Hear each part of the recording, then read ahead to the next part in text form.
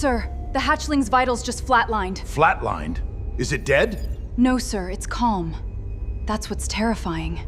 Ambassador Corvithren had negotiated a string of ceasefires without his voice cracking, survived a supernova evacuation without losing his composure, and once talked an entire war cluster down from orbital bombardment using nothing but patience and a translator with a dying battery.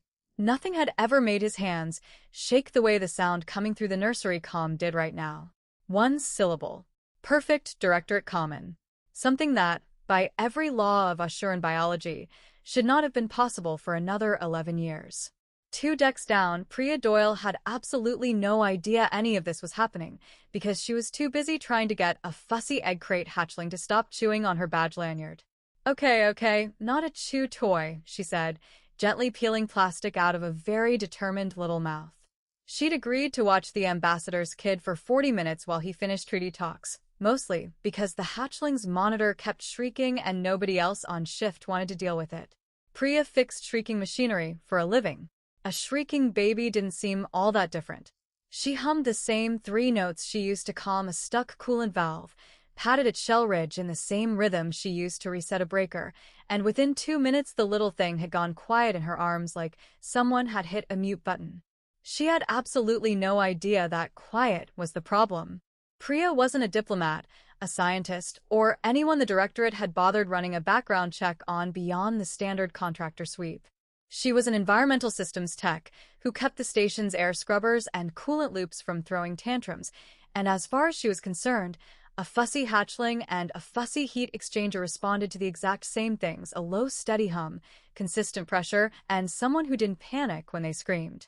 She'd learned that fixing machinery for 8 years straight. Nobody had ever told her it also worked on people. Nobody had ever told her it especially wasn't supposed to work on Asherai. Down the corridor, Security Officer Dessa Ilm was staring at a sensor spike she couldn't explain. The hatchling's stress readings, redlined since the moment of hatching, had dropped to a calm baseline in under 2 minutes flat. Newborn Asherai did not do that. Newborn Asherai barely did that for their own genetic parents, and only after weeks of conditioning. She pulled up the audio feed expecting a malfunction. What she got instead was a woman's voice, quiet and human, humming something that wasn't a real Assuran lullaby at all. Confused wasn't the word for what she felt. She just didn't know the right word yet. Dr. Senyavar Ayath, the mission's xenobiologist, was less confused and considerably more concerned, because she was the one who'd spent 9 years studying exactly this kind of quiet. She pulled the vocal pattern logs and ran them against the Directorate's imprinting archive, fully expecting an error message. The archive didn't error.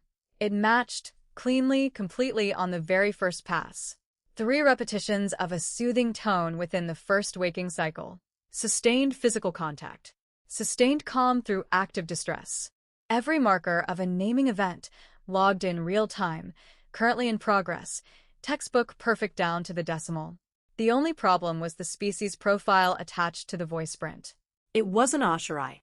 She stared at the screen for a long moment before calling the bridge, because she genuinely didn't know how to phrase what she was about to say without sounding insane. Say it plainly, Officer Ilm told her over the comm, already halfway to the nursery deck. Is the ambassador's daughter in danger or not? That's the thing, Dr. Senyavar said. She's never been safer. That's exactly what I'm worried about. Commander Osrek Thane had run this fleet's home defense wing for 16 years and did not enjoy being told, mid-shift, that a legally binding parental bond might currently be forming between the ambassador's heir and a contracted maintenance worker from a species with 0 prior naming history on record. Might be forming, he repeated slowly. Or is forming? Dr. Senyavar didn't answer right away, and the silence on the line told him everything he didn't want to know. By the time anyone actually reached the nursery deck, the hatchling's vitals had synced to a rhythm nobody in the Directorate had ever recorded a newborn syncing to before, not to its birth parent's frequency, not to any crush monitor, but to one steady, unbothered human heartbeat, while the woman attached to it hummed a second verse and casually checked the time on her wrist unit. Officer Ilm froze in the doorway. Whatever was happening on that readout was not the kind of thing that reversed itself. Nothing about a completed naming ever was.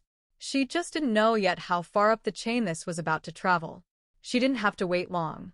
The station's legal net lit up entirely on its own, the way it had been designed to 900 years ago. No vote required, no human hand involved, just ancient directorate law recognizing a completed naming the instant its final marker cleared.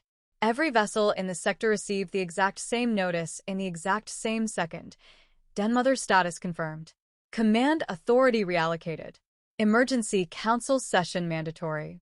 Dr. Senyavar read the notice twice, certain the first time that she'd misread the species field. She hadn't. That was the part that actually broke the room. A completed naming didn't just make someone family. It made them functionally untouchable, outranking station security outright, outranking fleet command on anything touching the hatchling's welfare, holding a standing council veto for the next 4 decades, all of it locked in place by a law nobody in 900 years of Ashuran history had ever bothered writing an exception into. Because nobody had ever once imagined the bond forming with someone who was an Ashurai to begin with.